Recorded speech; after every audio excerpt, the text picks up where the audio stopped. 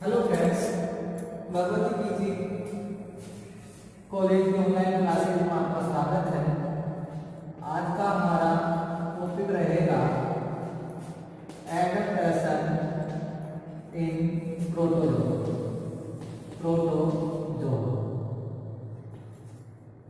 यानी कि BSc first year के अंतर्गत हमारा ये यूनिट सेकंड है। उस यूनिट सेकंड का लास्ट टॉपिक है और इसके बाद में आपकी जो यूनिट सेकंड है वो कंप्लीट हो जाएगी, जिसमें एडेप्टेशन इन प्रोटोजोआ यानी कि अब जितने भी अपने जो प्रोटोजोआ पढ़े थे, अब हमने पैरामीशियम, ट्रिपैनोसोमा है, ये क्या नाम से अमीबा है, एंटमीबा स्टोलाइटिका है, जियार्डिया है, ये जो सब है इनके अंतर्गत क्या क्या अनुकूलन पाया जाता है उनके बारे में आप अध्ययन करेंगे। प्रोटोजोआ में अनुकूलन, ये हमारा आज का टॉपिक रहेगा। अब इसमें देखो ध्यान देंगे क्या है। सबसे पहले हम प्रोटोजोआ में इनमें एक टॉपिक चलेंगे। सबसे पहले हम पढ़ेंगे इसमें प्रोटोजोआ में परासरण नियम। तो अब यहाँ पर आप ध्यान देंगे प्रोटोजोआ में परासरण नियमन के जैसे हमारे पास टॉपिक आएगा तो आप इसमें आपको मैं परासरण नियमन की क्रिया, जैसे कि मैं एग्जांपल लेता हूँ पैरामीशियम। इस पैरामीशियम के अंतर्गत मैंने आपको बताई थी कॉन्ट्रैक्टाइल जो वेक्यूल होती है, जिससे मैंने सिस्टम भी बताया है कि वाटर होता है, फिर वाटर उसके साइटोप्लाज्म में जाता है, साइटोप्लाज्म से फिर जो वाटर होता है उसके किसमें जाता है, नेफ्रिडियल कैनाल में, सॉरी फीडर कैनाल में, फीडर से नेफ्रिडियल कैनाल में, फिर रेडियल कैनाल में, फिर उसका सीवी में और फिर बाहर हो जाता है। तो इस प्रकार का जब आप पूर्व में जाकर देखेंगे तो पैरामीशियम में जो मैंने परासरण बनाया था वो इसके अंतर्गत आपको लिखना है, जो कि मैं पूर्व में करा चुका हूँ। इसी प्रकार से आप यूग्लिना, पैरामीशियम और अमीबा, वहीं पर मैंने बताया था कि इनके अंतर्गत अमीबा में तो कोशिका झिल्ली, वो प्लाज्मा झिल्ली पाई जाती है, पेलिकल नहीं पाया जाता है। ऐसा मैंने यूग्लिना और उनके भी अंतर्गत, और अमीबा में क्या पाया जाता है, एक ही कॉन्ट्रैक्टाइल वेक्यूल पाई जाती है। तो केवल इनमें नाम नहीं चेंज होगा, बाकी की जो क्रिया विधि है वो सेम होगी। तो पहला अपना टॉपिक प्रोटोजोआ में परासरण नियमन को समझाइए। यहाँ प्रोटोजोआ से आप कंफ्यूज हो जाए कि किस में समझाना है, पैरामीशियम में समझाना है, यूग्लिना में समझाना है या अमीबा में, जो आपको आ जाए। और अगर वो पर्टिकुलर पूछे कि पैरामीशियम में, तो पैरामीशियम करके समझाएंगे। पहले तो परासरण नियमन समझाएंगे कि परासरण नियमन होता क्या है, किस प्रकार की क्रिया है, उसकी डेफिनेशन देने के बाद में, जैसे कि इसमें पैरामीशियम में पैरामीशियम का परासरण नियमन है उसको लिख देंगे, तो आपका ये क्वेश्चन है वो कंप्लीट हो जाएगा। तो परासरण नियमन की क्रिया पैरामीशियम में पाई जाती है, यूग्लिना में पाई जाती है, अमीबा में पाई जाती है। ये सब क्या है, प्रोटोजोआ। दूसरा हमारा जो टॉपिक आता है उसका नाम है प्रोटोजोआ में जन्म। प्रोटोजोआ में जन्म। अब हम जन्म की थोड़ी सी को चर्चा कर लेते हैं। सब प्रोटोजोआ में मुख्यतः एलैंगिक व लैंगिक जनन है पाया जाता है। आप जानते हो सब प्रोटोजोआ के अंतर्गत अलैंगिक एवं लैंगिक जनन पाया जाता है, परंतु लैंगिक जनन की कुछ प्रवस्थाएं होती हैं, अलैंगिक जनन अधिक पाया जाता है। अब यहाँ से जो हम पढ़ते हैं इसके अंतर्गत एक करके अलैंगिक जनन। अलैंगिक जनन आप अच्छे तरीके से जानते हो कि ऐसा जनन जिसमें युग्मक भाग नहीं रहते हैं और युग्मक भाग लिए बिना ही नई संतति का अगर निर्माण हो जाता है तो ऐसे जनन को युग्मक, क्या नाम से, अलैंगिक जनन के नाम से जाना जाता है। और ये जो अलैंगिक जनन है ये निम्न प्रकार का होता है। युग्मक भाग नहीं लेंगे, नहीं लेते। और यह निम्न प्रकार का है। कौन कौन सा है निम्न प्रकार में? सबसे पहले हम द्विविभाजन में निम्न प्रकार का होता है बाइनरी डिवीजन, जिसे हम बोलते हैं द्विविभाजन विधि द्वारा। द्विविभाजन विधि द्वारा कौन कौन से हैं? सबसे पहले हम बात करते हैं इसके अंतर्गत द्विविभाजन में आने वाला है सरल द्विविभाजन। सरल द्विविभाजन, ये सरल द्विविभाजन की जो प्रक्रिया होती है ये किसके अंतर्गत होती है? अमीबा के अंतर्गत होती है। यानी कि इसमें क्या करेगा, जो अमीबा है उसका जो साइटोप्लाज्म ये है, इसमें धीरे धीरे से क्या बनती है, इस प्रकार से खास बन जाती है। और इसका जो केंद्रक है वो भी क्या है, धीरे धीरे टूटने लगता है, फिर आगे हम जाके एक अमीबा से बढ़ जाता है। ये क्या हो गया है, इसका सरल द्विविभाजन हो गया। दूसरा इसके बाद में आता है आपके अनुप्रस्थ द्विविभाजन। अनुप्रस्थ द्विविभाजन, यह अनुप्रस्थ द्विविभाजन है, आपने पढ़ा था पैरामीशियम की स्ट्रक्चर के चप्पल के आकार स्लीपर एलिमेंट। इसके अंतर्गत सबसे पहले जो कोशिका द्रव्य के साथ साथ जो केंद्रक होते हैं उनमें क्या होता है, विभाजन। तो विभाजन होने के साथ आपने देखा होगा इस प्रकार से इसमें क्या बन जाती थी, खास बन जाती, और इन खास से अलग पैरामीशियम का क्या हो जाता था, निर्माण हो जाता था। तीसरे हम विभाजन की अगर बात करते हैं तो अनुदैर्घ्य विभाजन होता है। अनुदैर्घ्य द्विविभाजन, इसके अंतर्गत क्या होगा, यूग्लिना में आपने देखा होगा ट्रिपैनोसोमा में ये पाया जाता है, ट्रिपैनोसोमा में, यानी कि ये इस प्रकार से इसकी क्या होती है, ट्रिपैनोसोमा की स्ट्रक्चर होती है ये इस प्रकार से। अब इसमें जैसे विभाजन होता है तो यहाँ क्या बनती है, खांच बनती है, और ये खांच आगे बढ़ के नए किसका, ट्रिपैनोसोमा का जन्म करती है। तो इस प्रकार से क्या है, मैं सब आपको पढ़ा चुका हूँ ये चीजें। उसके बाद में बहुविभाजन की अपन बात करते हैं। बहुविभाजन, और ये बहुविभाजन की जो प्रक्रिया होती है ये अमीबा में भी पाई जाती है और किसमें पाई जाती है, प्लाज्मोडियम। इन दोनों के अंतर्गत है ये बहुविभाजन, यानी कि क्या होगा, अमीबा के अंतर्गत एक केंद्रक विभाजन होता है, इस प्रकार से बहुत सारे केंद्रक विस्फोट हो जाती है। फिर ये केंद्र क्या है, बाहर है, और बाहर आने के साथ साथ प्रत्येक केंद्र के चारों तरफ कोशिका द्रव्य है वो लिपट जाता है। ये इस प्रकार से कोशिका द्रव्य है वो लिपट जाएगा, फिर इसकी स्पोर फटेगी और प्रत्येक केंद्र है उससे अमीबा का जन्म हो जाएगा। तो इस प्रकार से ये क्या हुआ, बाइनरी फ्यूजन यानी कि जो द्विविभाजन पाया जाता है वो होता है प्रोटोजोआ। द्विविभाजन के बाद में इसमें नेक्स्ट जो आने वाला है दूसरा एक करके बी कर लेते हैं, बी आता है मोकुलर यानी कि बर्डिंग प्रोसेस।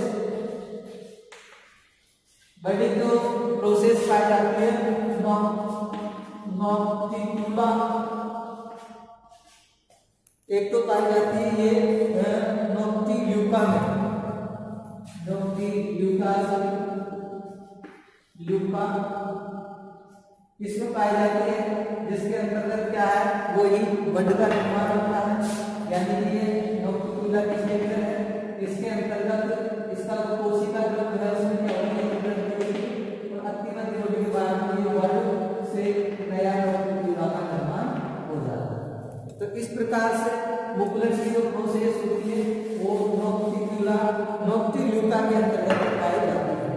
फिर उसके बाद में सी आता है इसमें पुनरुद्ध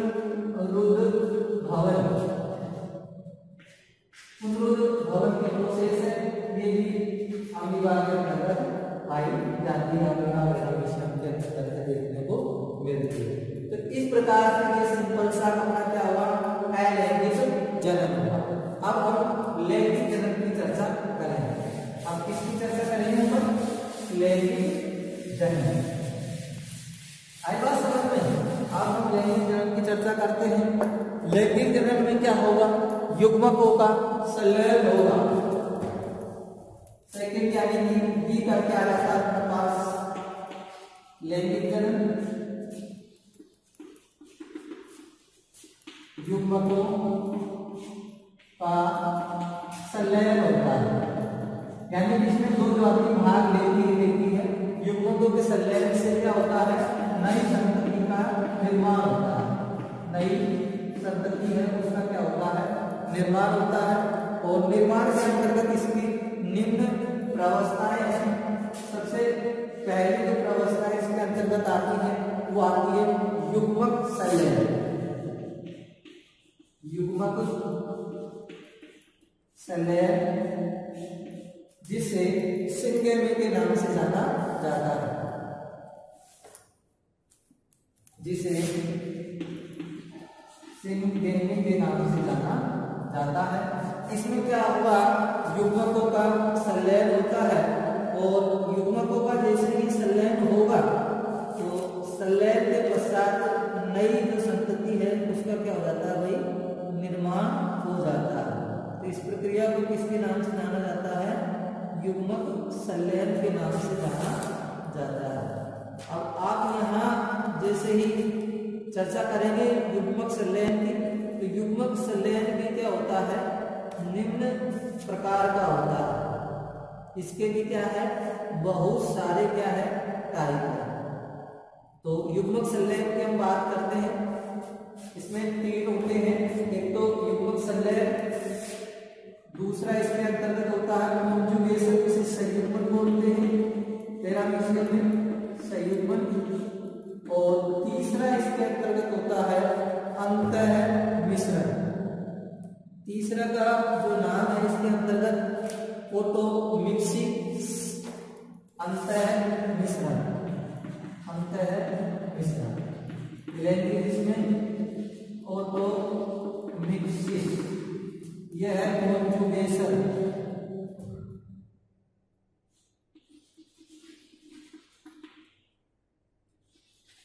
कॉन्जुगेशन तो इस प्रकार से ये 3 आपके पास लैंगिक की विधियां हैं।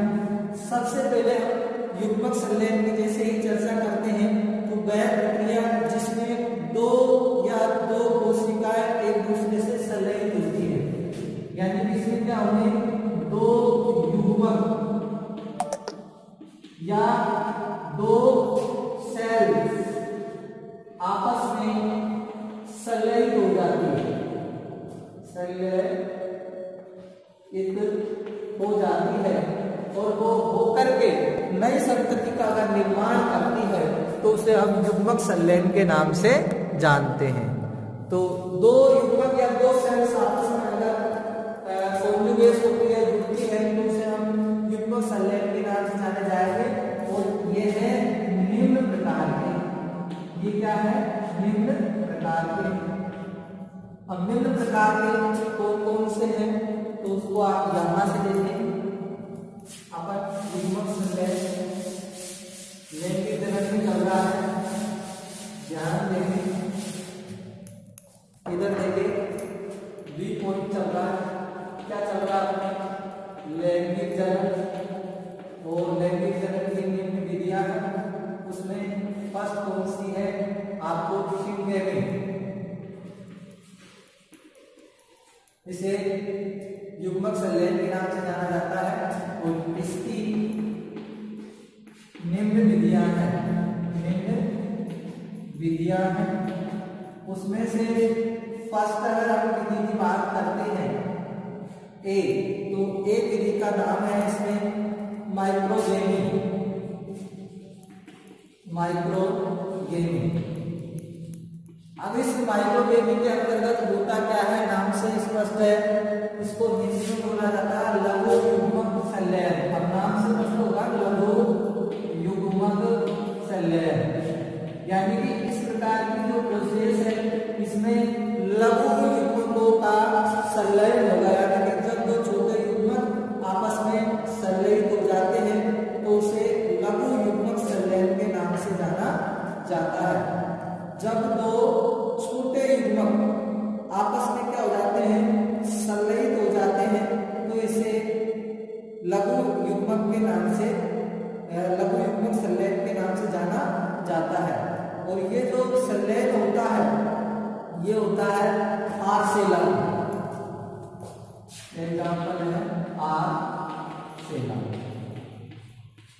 कि दो लघु युग्मकों का क्या हो जाता है इसमें, दो लघु युग्मक संलयित हो जाते हैं और वो संलयित होकर नए जीव का निर्माण करते हैं। ये हो गया माइक्रो। इसी प्रकार से मैक्रोगेमी है। मैक्रोगेमी को गुरु युग्मक संलयन के नाम से जाना जाता है। गुरु युग्मक संलयन। गुरु युग्मक संलयन में क्या होगा, ये भी इसी के अंतर्गत पाया जाता है, फाइलोसोमा या आवासोमा के अंतर्गत। और दो गुरु युग्मक संलयित हो जाते हैं। क्या हो जाते हैं, संलयित हो जाते हैं। तो इसको गुरु युग्मक संलयन के नाम से जाना जाता है। अगला इसके अंतर्गत आता है जिसे अपन कहते हैं संयुग्मन आइसोगेमी। आइसोगेमी जिसे संयुग्मन के नाम से इसको जाना जाएगा। अब इस संयुग्मन में होता क्या है कि जो दो केंद्रक होंगे, जब दो युग्मक, अब वो इसमें एक तो संरचना में, एक क्या है आकार में और एक परिमाण में अगर समान होते हैं और उनका अगर संलयन होता है, समान होते हैं और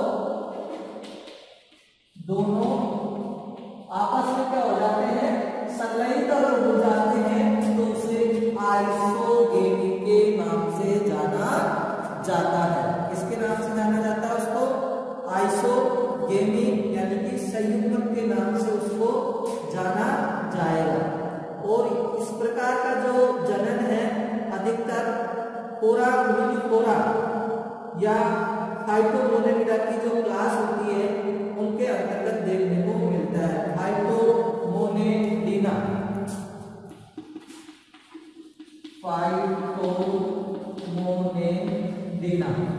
इनके अंतर्गत देखने को मिलता है। जैसे हम इसके बाद में इसकी डी आएगा, तो डी के अंतर्गत क्या है, एन आइसोगेमी विपरीत हो जाएगा, एन आइसोगेमी। एन आइसोगेमी को अपन कह सकते हैं असंयुग्मन। क्या कह सकते हैं, असंयुग्मन। और इस असंयुग्मन के अंतर्गत ये जो लिखा है इसका क्या कर देंगे अपन, उल्टा कर देंगे, यानी कि विपरीत है वो इसके अंतर्गत अपन कर देंगे।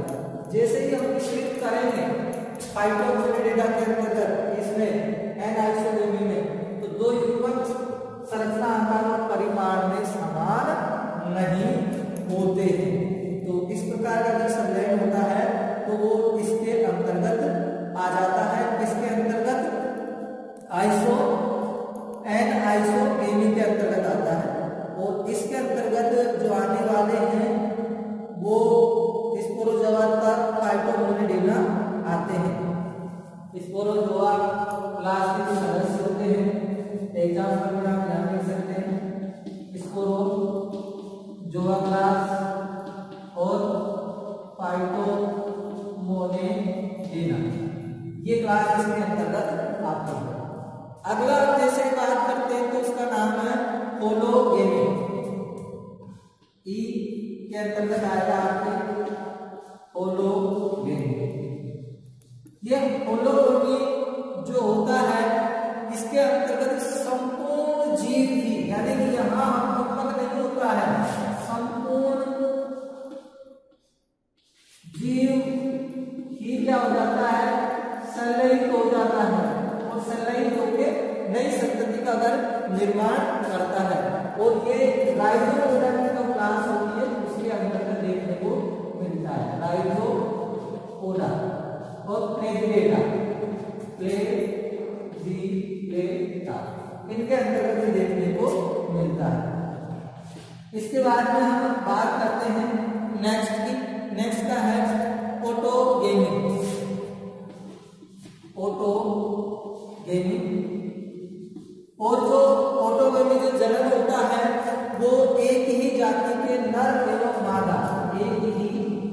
होते हैं जाति के नर व मादा क्या होते हैं संलयित हो जाते हैं और संलयित होके नए जीव का निर्माण करते हैं और ये पाया जाता है एक्टिनोक्रिस के अंदर।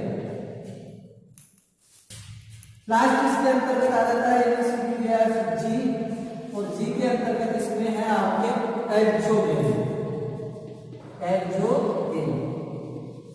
इस एक्सोगेमी में क्या होते हैं कि एक ही जाति के अलग अलग जीवों के युग्म, एक ही जाति के अलग अलग जीव होते हैं, अलग अलग जीवों के युग्मक क्या होते हैं संलयित होते हैं और संलयित होकर नई संतति का वो क्या करते हैं निर्माण करते हैं। इसके अंतर्गत करते हैं वो करते हैं एक्सोगेमी के अंतर्गत। और ये जो एक्सोगेमी है ये एक्टिनोक्रिस या एक्टिनोस्पिरियम में पाया जाता है। एक्टिनोस्पिरियम क्रिस इसके अंतर्गत पाए जाते हैं। तो इस प्रकार से हमारा जो लैंगिक जनन है उस लैंगिक जनन के अंतर्गत जो सिंगेमी है यानी कि युग्मक संलयन है वो कंप्लीट होता है। दूसरा हमने इसके अंतर्गत क्या बताया था आपको, दूसरा हमने बताया था इसमें तो कॉन्जुगेशन, क्या बताया था कॉन्जुगेशन, और एक बताया था इसमें एंडोमिक्सिस। तो उन दोनों के बारे में मैं आपको पढ़ा चुका हूं। दूसरा कौन सा है यहाँ ध्यान देंगे कॉन्जुगेशन। ये कॉन्जुगेशन है मैं आपको बता देता हूँ पैरामीशियम की जो कॉर्डेटम जाति है उसके अंतर्गत ये पाया जाता है। और तीसरा मैंने बताया आपको एंडोमिक्सिस, ये भी मैं आपको बता चुका हूँ और ये पैरामीशियम की ओवेल जाति है उसके अंतर्गत पाया जाता है। तो इस प्रकार से प्रोटोजोआ में जो लैंगिक जनन है वो कंप्लीट होता है और प्रोटोजोआ में जो जनन है वो भी आपके पास कंप्लीट होता है। अलैंगिक और लैंगिक दोनों मैंने आपको करा दिया है। लास्ट में क्वेश्चन आता है प्रोटोजोआ में लैंगिक जनन को समझाइए। अब आप क्या समझाओगे लैंगिक जनन को, तो इस प्रकार से आपको ये टाइप है इसके अंतर्गत समझाने होंगे और वो बेसिकली पूछ लेंगे कि कॉन्जुगेशन को समझाइए या पैरामीशियम में लैंगिक जनन को समझाइए तो आप बेसिकली लिख सकते हैं।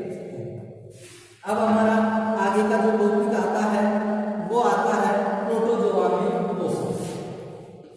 प्रोटोजोआ में पोषण ये हमारा अगला टॉपिक है। आप समझते कि प्रोटोजोआ में जो पोषण है उसको समझाइए। तो संग प्रोटोजोआ में जो पोषण है वो ग्रहण किया जाता है और वो निम्न विधियों द्वारा होता है। संग प्रोटोजोआ में पोषण ग्रहण किया जाता है। अब किया जाता है तेरा है इसके अंतर्गत होलोजोई, और ये होलोजोई का मतलब होता है प्राणी संभोजी। इस प्राणी संभोजी का मतलब है कि इसमें भोजन के रूप में सूक्ष्म जीव और साथ ही ठोस कार्बनिक भोजन के रूप में ठोस कार्बनिक पदार्थों को ग्रहण किया जाता है। ठोस कार्बनिक जो पदार्थ होते हैं उन पदार्थों को इसके अंतर्गत ग्रहण किया जाता है होलोजोइक के अंतर्गत। जैसे एग्जाम्पल के अंतर्गत अपन करते हैं, एग्जाम्पल में अमीबा में पोषण, अमीबा में पोषण हम पोषण की जैसे ही चर्चा करते हैं तो अमीबा में पोषण, अमीबा एक प्राणी संभोजी है और इसका जो प्राणी संभोजी है ये बैक्टीरिया है, शैवाल है, तो भोजन के रूप में ग्रहण करता है, संभोजी है और इसके भोजन की क्या है निम्न विधियां है। तो सबसे पहले इसका आप अमीबा में भोजन लिखेंगे, भाई भोजन के रूप में अमीबा क्या ग्रहण करता है। तो देखो अमीबा जो भोजन के रूप में ग्रहण करता है वो है इसमें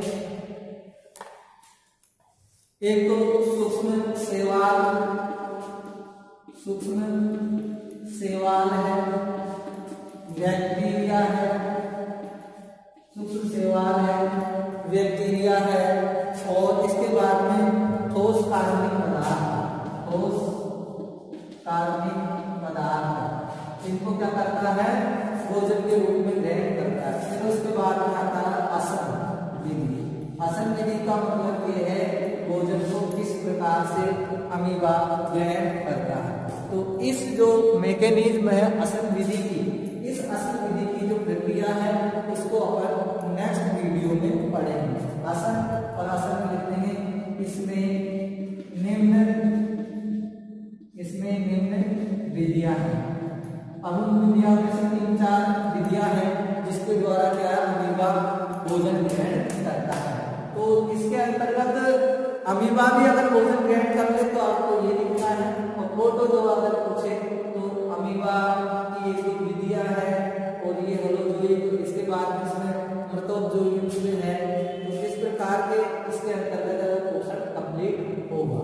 तो आज के वीडियो में दोस्तों इतना ही हम करा पाएंगे। आपको नेक्स्ट वीडियो में फिर आपको नेक्स्ट यहाँ से स्टार्ट करेंगे आसन विधि, और वो सब किसके अंतर्गत है, अमीबा पोषण के अंतर्गत अपन पढ़ेंगे।